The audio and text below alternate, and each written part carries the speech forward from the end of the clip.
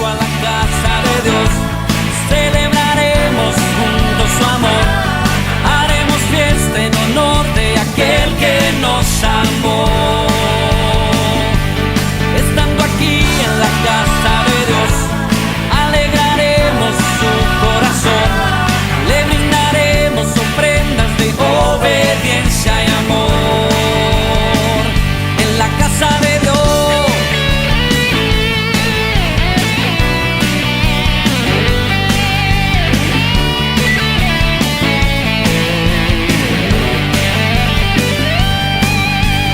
Arde mi alma, arde de amor. Hoy quiero hablarles de algo donde voy a tratar de ser lo más breve posible y de verdad se los digo. De un tema que muchas veces se habla pero que muy pocos comprenden. Creo que si nosotros logramos entender lo que en esta mañana el Espíritu Santo nos quiere decir, nos vamos a adelantar y ahorrar un montón de problemas. La Biblia nos enseña, no es la palabra central, pero la Biblia nos enseña en Efesios capítulo 4, versículo 29 al 31, todas las cosas que hacen que el Espíritu Santo se entristezca. Siempre lo he dicho, cuando alguien está triste, ¿cómo es su vida? Cuando alguien está triste, ¿es una persona activa? ¿Es una persona que todo problema que viene lo soluciona al instante? ¿O cómo es una persona que está triste? Una persona que vive triste, vos tiraste un comentario, qué linda mañana, y te va a decir, ¿y por qué para mí no es linda mañana? Muchas veces no se puede. Bueno, la gente o el sinónimo común de hoy, cuando la tristeza es un estado que no cambia, porque vos podés estar triste durante el día por algo que hayas leído, por algo que haya pasado, por una noticia o lo que sea, pero cuando ya esa tristeza empieza a durar varios días, se empieza a convertir en lo que todo el mundo llama y conoce como depresión. Entonces no te diste cuenta, pero parece como que toda tu vida la viviste, gracias, como que toda tu vida la viviste depresivo. Es ahí cuando yo digo que la gente no se da cuenta, pero que está programada como para trabajar, programada para que al mediodía le dé hambre, programada para que a la noche coma, programada para que se vaya a dormir a la misma hora y programada para empezar a trabajar al otro día. Entonces no te das cuenta, no sabes por qué estás viviendo, te da todo lo mismo, te da todo igual. Entonces hay gente que vive en constante depresión por ese sentimiento profundo de tristeza y no se da cuenta. Ahora bien, pastor, ¿cuál es el fin? La Biblia nos enseña que nuestra lucha no es contra carne ni sangre. Nuestra lucha no es con armas carnales o armas de este mundo. Entonces muchas veces nos pasa que nosotros queremos apropiar lo que dice la Biblia a nuestro entorno terrenal. Entonces muchas veces han llegado afirmaciones que no son ciertas, como por ejemplo, si Dios es bueno, la gente no se enfermaría. Nada que ver una cosa con otra. ¿Cómo nada que ver, pastor? Bueno, es largo discutir y en las escrituras está. Entonces, cuando nosotros vivimos de esa manera, es como la misma afirmación que nosotros hacemos, que alguien diga, qué buen día que soy, y el otro que está triste va a decir, ¿qué va a ser un buen día? ¿Qué quiero llegar a iniciar y a introducirte en el tema de hoy? Es que muchas veces, nosotros estamos sumergidos en depresiones y no nos damos cuenta. Yo te voy a leer, el título del mensaje de hoy es depresión. Y yo te voy a leer lo que significa depresión. Es un estado mental que se caracteriza por sentimientos permanentes. Estado mental que se caracteriza por sentimientos permanentes de tristeza, de desesperación, de pérdida de energía y dificultad para sobrellevar o afrontar la vida cotidiana. Pero estado mental que se caracteriza por sentimientos permanentes de tristeza. Tristeza, vive triste. Vive triste. No, pastor, pero yo no estoy triste, yo salgo a hacer las cosas igual. Sí, pero por dentro estás triste. No, pastor, pero siempre tengo un chiste para afuera, pero para adentro. Triste por tu situación económica, triste por tu matrimonio, triste por tus hijos, triste. Estás triste. Y alguien que está triste es una persona, por ende, que no es productiva. Alguien que vienen con algo chiquitito, así un problema, y lo hacen una catástrofe. Y yo alguna vez he dicho que por más que la gente se preocupe porque no llega a pagar la luz, y miren lo que estoy diciendo, porque no tiene esto, y por más que se preocupe, y por más que se preocupe, y por más que piense, y por más que piense, en ningún lado dice que la preocupación paga una boleta. En ningún lado dice que porque más te cargues de problemas vas a dejar de tenerlos, sino el contrario. Entonces, pastor, ¿qué tenemos que hacer? Y te tenés que ocupar, negro. Tenés que salir del no pasa nada y decir, bueno, ¿qué puedo crear? Pero claro, no producimos porque, ¿se acuerdan lo que les dije? Cuando uno está triste no produce. Cuando uno está triste no llega a pensar con claridad. Entonces siempre está la salida mala. Todos estamos igual, nunca va a pasar algo bueno. Y empezamos a repetir ciertas cosas que todo el mundo habla. ¿Por qué? Porque estamos depresivos y no nos damos cuenta. Cuando siempre hay una salida. Y no quiero entrar en lo que todo el mundo repite, pero por ejemplo les voy a decir, ustedes a lo mejor vienen con problemas, están pasando situaciones que no son nada cómodas, pero preguntale a alguien que está internado hace 7 días en el hospital si es cómodo estar ahí. Preguntale a alguien que está esperando una prótesis. Preguntale a alguien, a alguna mamá que hace 30 días no se puede llevar a su hija a la casa. Pero claro, como estamos depresivos, como estamos extremadamente tristes, nunca nos pusimos a pensar en esa gente, nunca nos pusimos a orar. Entonces nos centramos en lo que a nosotros nos pasa. Y el enemigo lo que quiere hacer es que te sientas así perpetuamente. Porque si vos te sentís perpetuamente así, decís, ¿para qué voy a orar? Si como que oro todos los días y pasa igual.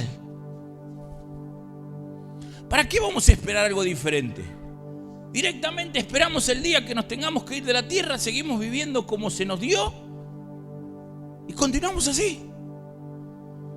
Recuerda, una persona que está en un estado depresivo, de constante tristeza, es una persona que es improductiva. Por lo tanto, una persona que es improductiva no es buen papá, no es buen esposo, no es buena esposa, no es buen hijo, ni tampoco es bueno en su trabajo. Entonces, escuchen bien. Cuando alguien le dice, che, te pasa algo que no estás rindiendo en tu trabajo. ¿Y vos? ¿Y vos? ¿Qué haces vos? A alguien el Espíritu Santo les está hablando. Porque nunca el enemigo lo ha cegado tanto que no ve lo que tiene que modificar acá, sino ve que todos afuera tienen que modificar algo. Si mi esposo fuera diferente, si mi mujer fuera diferente, si mi jefe, que es eso, fuera diferente, si el maestro de la universidad fuera diferente, entonces todos tienen que cambiar, menos el depresivo. Ay, que se puso interesante. Pero yo admiro cuando empiezo a averiguar los patrones de los grandes hombres de Dios. Y los hombres de Dios jamás traían un problema o una dificultad a Jesús. Algunos hacían un comentario, pero Jesús le decía, andá, dale de comer con 2 canastas a todos los 5,000. Y lo miraban a Jesús, bueno, si hay que darle de comer, le damos de comer.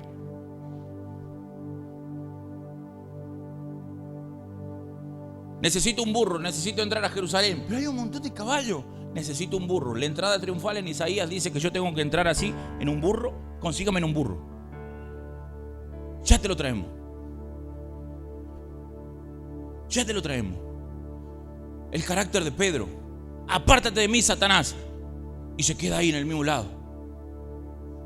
Anda a decirle a alguien que está depresivo y triste. Apártate de mí, Satanás. Me sale escrachando en el Facebook. Y un montón de comentarios de 1000 y otros, sí, porque sí, es verdad, yo lo conozco, es medio duro, sí, es verdad, ese no tiene a Dios.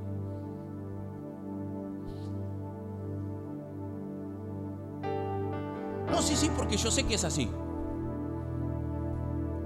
Jamás el Espíritu Santo va a posar en una persona para solamente hacerlo sentir cómodo.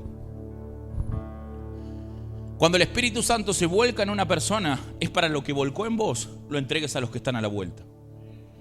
Pero como Satanás copia el mismo modus operandi de Jesús, porque él vivió en el cielo junto con Dios, copió lo mismo. Dios envió a su Hijo con 12 discípulos a la tierra. Ustedes saben que también Satanás tiene sus 12 discípulos. Opera de la misma manera. Y si el Espíritu Santo los llena a ustedes, los que están a la vuelta lo empiezan a notar. Che, este habla diferente. Mirá, ya no se queja como antes.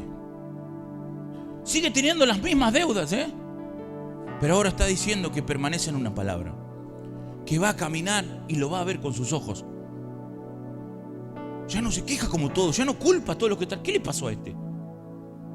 Entonces de repente dice, che, vos vivís como tranquilo, como que a vos el tiempo no te afecta, como que a vos la situación económica no te llega, como que, ¿qué te pasa? Lo mismo que ustedes, lo mismo. Pero ¿cuál es la diferencia?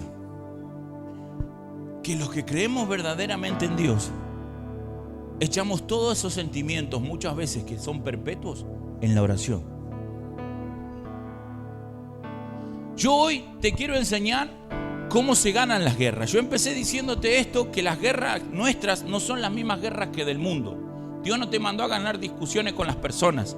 Dios te mandó a ganar almas para que las lleves al cielo. Pero las almas muchas veces se ganan con el testimonio, como lo prediqué el día jueves con Josué en el programa de Medianoche con Jesús.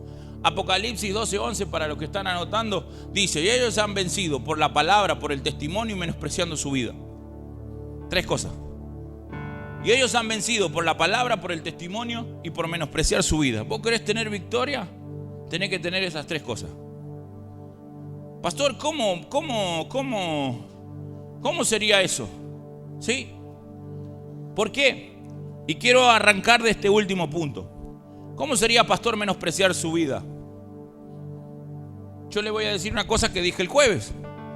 A una persona que está muerta, si yo lo golpeo, ¿le pasa algo? Si yo lo escupo, ¿le pasa algo? Si yo lo injurio, le digo que no sirve para nada y esto y aquello, ¿le pasa algo? ¿Por qué?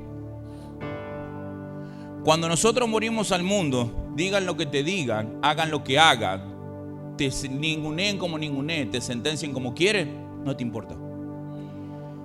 No te importa. Y automáticamente cuando llegas a ese punto, Satanás dice: acá no tengo nada que hacer. Y ahí se cumple lo que dice la palabra: someteos a Dios, resistid al diablo y él huye de vosotros. Entonces en un momento dice: ya con este no me puedo meter, que haga lo que quiera, pero voy por los que están a la vuelta, porque con este ya sé que no. Claro, ¿qué no va a poder hacer Satanás si estamos muertos? Pero cuando todavía estás en el proceso de muerte, cuando todavía estás en el proceso de que tu carne no salga, en el proceso de las contestaciones, en el proceso de un montón de cosas, y vamos a ver, ahí nos cuesta un poco más. Pero por eso Gálatas 5 en adelante, después del versículo 20, dice que aquellos que han crucificado su carne, y aquellos que siguen a Jesús han crucificado su carne, sus pasiones y su deseo. La crucifixión duele. Entonces nosotros tenemos que entender que todo empieza desde la tristeza. Todo el cuento que acabo de hacer o toda la historia que acabo de relatar pasa desde la tristeza. Un día que te sentís triste o un día que vos sentís que alguien te debe algo y que no te lo dio, es ese día que vos dejas de orar. Ese día que dejaste de orar, al otro día no lo volvés a hacer. Se perdió la semana. Y yo te voy a enseñar cómo alguien, muchas veces, cuando está desanimado y está triste, son las puertas que nosotros abrimos a Satanás. Y Satanás se empieza a empotrar en nuestra casa. Y vivimos una iglesia, vivimos una vida como yendo a la iglesia, pero en constante depresión. Quiero que me acompañen por favor a Éxodo capítulo 17.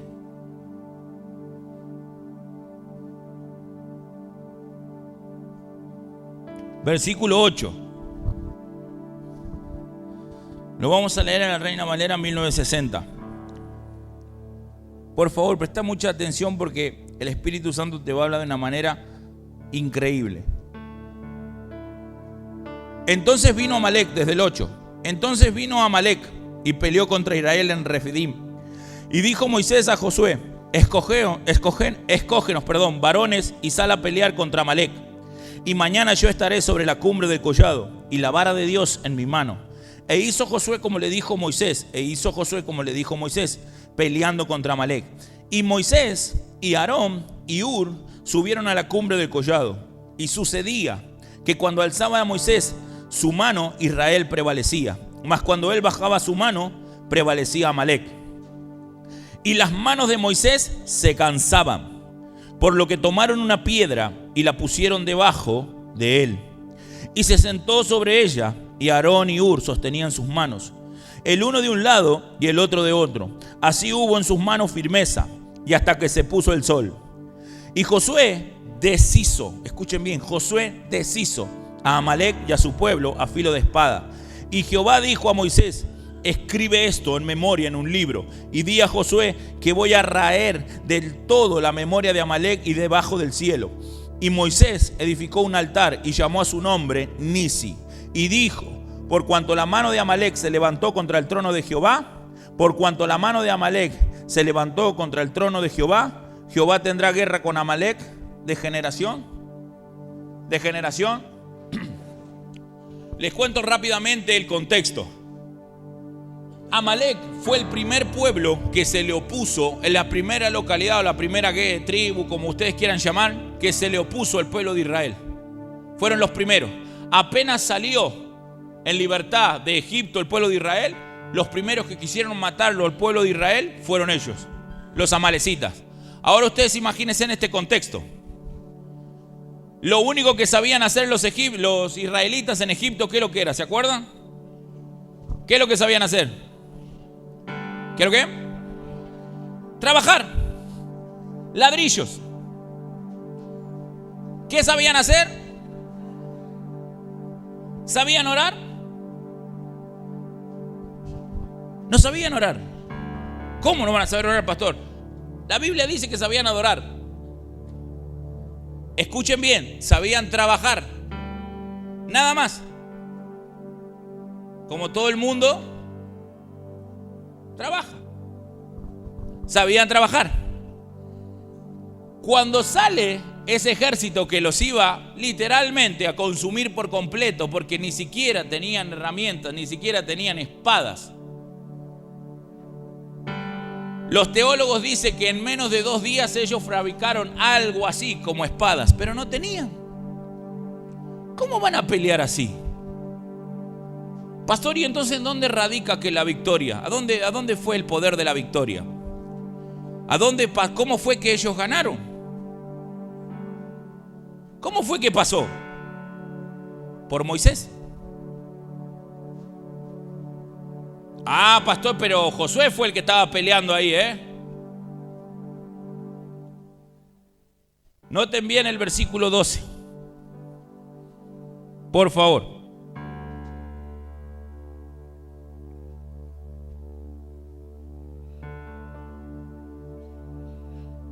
Perdón, el 12. Y las manos de Moisés, por lo que tomaron una piedra y la pusieron debajo de él y se sentó sobre ella. Y Aarón y Hur sostenían sus manos, el uno del otro. Así hubo en mano firmeza hasta que se puso el sol. Perdón, era el 11, perdón. Dice: y sucedía que cuando alzaba Moisés su mano, Israel. Y sucedía que cuando alzaba Moisés su mano, mas cuando bajaba su mano, prevalecía. Pero si Moisés no tenía ninguna espada. Simple. Hoy el título era depresión, oración. Oración. Escuchen bien. Moisés oraba. Moisés oraba. Moisés oraba. Moisés oraba. Levantaba sus manos, Israel vencía. Moisés bajaba las manos y el pueblo se entristecía, se desanimaba y caía en depresión. ¿Por qué? Porque todo el día duró la guerra y cuando estaban perdiendo y matando israelitas, Josué, que era la persona que estaba abajo peleando, miraba hacia el monte y se daba cuenta que las manos de Moisés habían decaído. Pero pastor, si hubieran tenido más instrucción, si hubieran tenido una mejor arma, si se hubieran preparado. Esto es que la gente hasta el día de hoy no lo entiende. No lo entiende. La gente dice, trabajo, me esfuerzo igual, peleo como pelea Josué, estoy al frente, la gente me ve que tengo una espada y todo lo demás, pero sigo sin tener resultados. Sigo sin realmente que la mano de Dios prevalezca. No entiendo. Es que hasta el día de hoy la gente no lo entiende. Pasaron 2500 años y no lo entiende. No entiende que la victoria no está en Josué peleando, la victoria está en Moisés orando. Si Moisés ora, al resto le da lo mismo si es Josué, si es Juancito, si es Manuel, si le da igual. Pero ¿saben por qué no vencen? Porque no oran. Dime cuánto tiempo de oración tienes, yo te diré cuántas veces has ganado. Después el resto pueden hacer lo que quieran, Me siento solo, me siento así, me siento deprimido, me siento... Cuando muchas veces a mí me vienen los discípulos, ¿saben? Yo soy medio duro. Le digo, hermano, si yo tengo acá la cura contra el cáncer y vos me venís todos los días que me siento mal, pastor, que empecé a vomitar y que esto es que se me cae el pelo, ponete la inyección. No, pero usted no sabe, todos los días a la noche pienso esto y demás, ponete la inyección. Pero no, pero usted no sabe cuando me levanto. Entonces, ¿te querés morir, maestro? Listo. Cuando vos la necesitas, yo la tengo acá.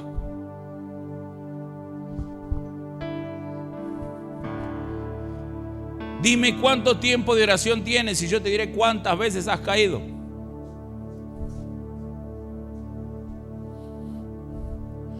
Las manos de Moisés se levantaban y el pueblo de Israel prevalecía.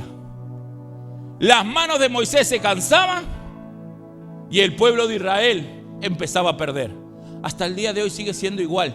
2500 años después, 3000 años después, sigue siendo igual.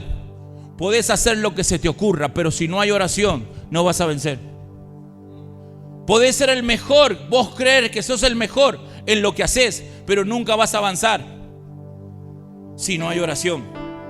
¿Querés matar tu vicio? Podés tener 800.000 técnicas, pero si no hay oración, no lo vas a vencer.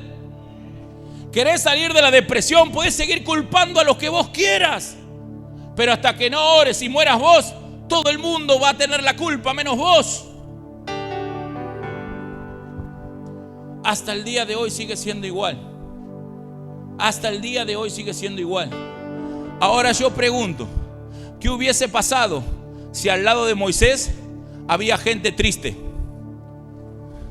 ¿Qué hubiese pasado si al lado de Moisés había gente desenfocada? ¿Qué hubiese pasado si al lado de Moisés había gente con depresión? ¿Qué hubiese pasado? Toda una nación hubiera sido catapultada en el desierto. Ahora se dan cuenta por qué muchas veces andamos con los mismos. Ahora se dan cuenta por qué el pastor tiene 12 discípulos. Ahora se dan cuenta por qué muchas veces estamos en este círculo.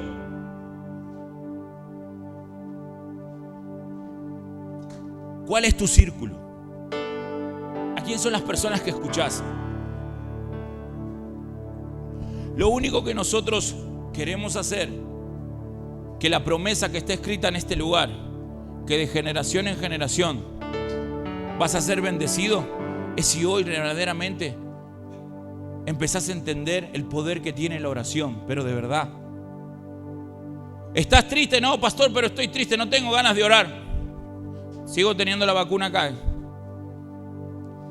Tenés que orar, tenés que morir. No, pero a mí me parece que no es así.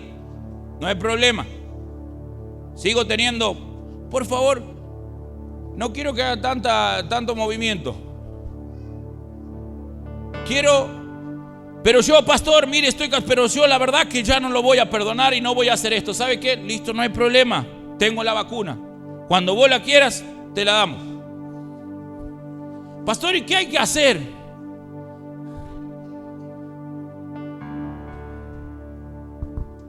¿Alguien sabe lo que Moisés oraba con Dios? La Biblia ahí no lo dice. Pero sí la gente veía que el pueblo prevalecía. Muchos de los que están acá no conocen mis oraciones. No conocen las oraciones de mi esposa, la de los líderes. Entonces piensa que lo que hoy vivimos muchas veces es casualidad. Lo que vos vas a orar se tiene que reflejar en la vida pública. Cuando vos hablas con Dios, cuando Él es tu primer consejero, cuando Él verdaderamente es a quien pones primero, créeme que en público se nota, sí o sí. En público se nota. Las manos de Moisés caían y el pueblo declinaba. Las manos de Moisés se levantaban y el pueblo prevalecía. Fíjate quién te va a acompañar. Gracias a Dios, en mi vida tengo Arones y Hur. ¿Ustedes lo tienen? Pastor, ¿y cómo sería conseguir un Aarón y Hur? Yo te voy a decir en 2 pasos. Te voy a explicar cómo en 2 pasos conseguís un Aarón y Hur. El que te diga lo que vos querés escuchar se llama Ben-Huk, no se llama Hur. Pero cuando vos traes un problema y te dice el que tenés que cambiar sos vos, ¿qué? Todo el que entra a la oficina sale con la cara así. ¿Qué? ¿Yo? Sí, y te voy a explicar por qué. Pum, pum, pum, pum. Entonces quiero que salgas y que pidas perdón. No. Negro, no estás por hacerle un favor a la persona, te estás por empezar a levantar vos. No, pero no. No hay problema. Yo voy a ser pastor toda la vida, siempre lo digo. Cuando vos decidas, cuando vos quieras. Pero mirá que en el medio, cuando las manos se caen, en el campo de batalla hay gente que sigue muriendo. Porque cuando las manos de Moisés se caían, significaba que había muertes. Había muertes. Pero cuando las manos se levantaban, prevalecía la vida. Todo sentimiento de tristeza se hace vivir ya muerto en vida. La depresión te hace sentir que estás muerto en vida. No tenés ganas de absolutamente nada. No disfrutás de que hay un sol. No disfrutás de que podés tener a tu hijo, a tu hija. Ya te da igual lo que diga tu esposa, tu esposo. Te da exactamente igual. ¿Sabes por qué? Porque estás en una profunda depresión y no te diste cuenta. Porque en algún momento alguien te bajó los brazos. Dejaste de orar. Está muy linda las alabanzas de los chicos. Está muy linda las ministraciones. Están hermosas las palabras. Están hermosos los devocionales. Es tan hermoso cada video. Es hermoso ir a evangelizar. Pero en el cielo no somos conocidos por eso. El cielo no se activa por nuestro rostro facial viendo lo que hacemos, sino que se activa por lo que escuchan.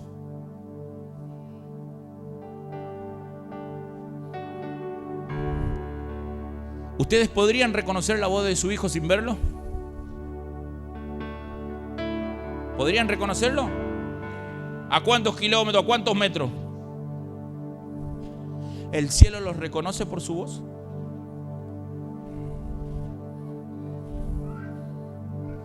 Clama a mí y yo te responderé. ¿El cielo los conoce por su voz? ¿Están en la etapa donde los llaman por el nombre o ya les pusieron apodo? ¿Están en la etapa donde le tienen que pedir que venga o cuando ya se predispusieron, el Espíritu Santo entra? ¿Pastor, eso pasa? Sí. Preguntarle a la gente que están por primera vez o los que alguna vez entraron por primera vez. Yo crucé la puerta y algo pasó. Y ni siquiera habían prendido el micrófono. Se nota. Cuando alguien ora, se nota. Por favor, ¿quieren salvar su generación? Tienen que orar. Tienen que orar. Lo tienen que hacer ustedes. ¿Recuerdan la prédica del domingo pasado? Los quieren callar y quieren contaminar. Y en continuación de eso, cuando ustedes están desanimados, no quieren hacer absolutamente nada. Pero cuando están animados, son productivos. Y cuando empiezan a producir para bendecir a su familia, producen para bendecir a los que están a la vuelta, producen para bendecir a los que están en otra localidad y producen para bendecir a una nación. Ahora se dan cuenta, amén.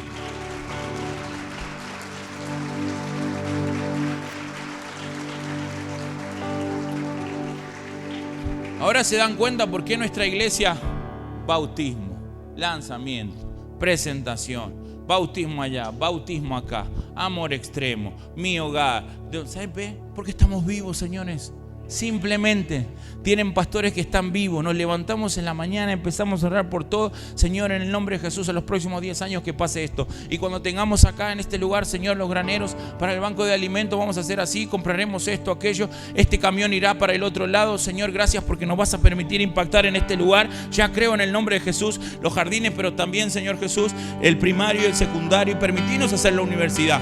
Mirá los años y nosotros empezamos. Gracias, Señor, porque sé que lo vamos a ver. Gracias porque nos has oído, papá. Y hoy sé que va a empezar. Padre, hay gente que nos va a ser nuestros discípulos, o muchas veces discípulos de nuestros 72, o todo lo que pasa. Ellos no saben, pero gracias, Señor, porque ya los trajiste. Gracias, Padre del cielo, por la gente de influencia que va a empezar a sembrar, a donar, y van a pertenecer a nuestra casa. Ustedes no los conocen, pero ya están acá. Y vos cuando empezás a orar así, dices, hay alguien que está prevaleciendo, hay alguien que está creciendo, hay alguien que ve a su hijo que estaba sufrido en las drogas, ya lo ve rehabilitado y lo ve trayendo a otros a los pies de Cristo. Porque alguien que no baja los brazos es alguien que tiene propósito, es alguien que empieza a crecer, es alguien que bendice. Y Casa de Dios es una iglesia que se acostumbró a ver mucho más allá.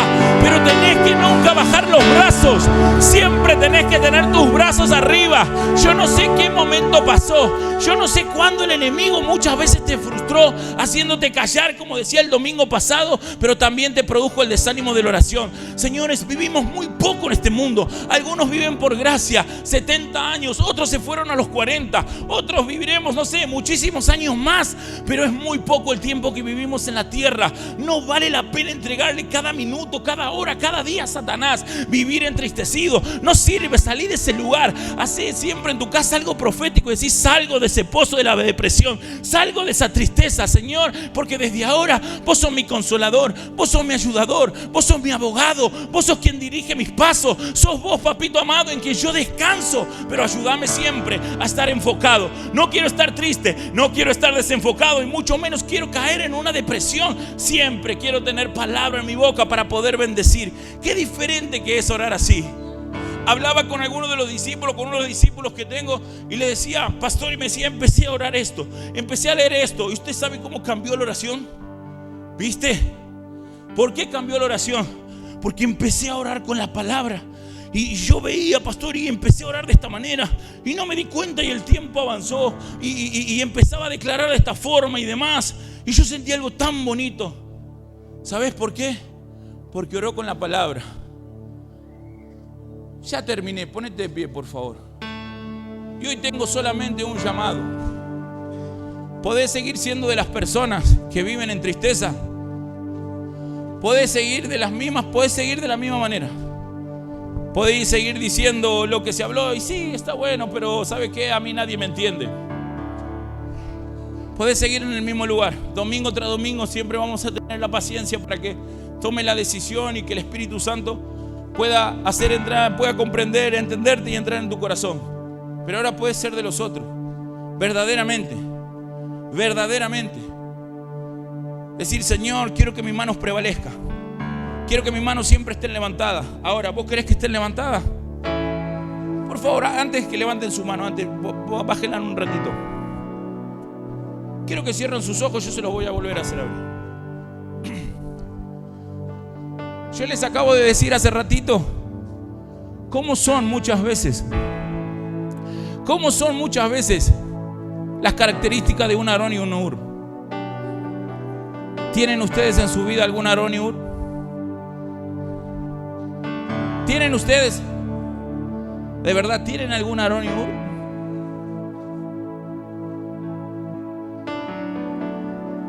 Vamos a hacer una cosa. Abran sus ojos.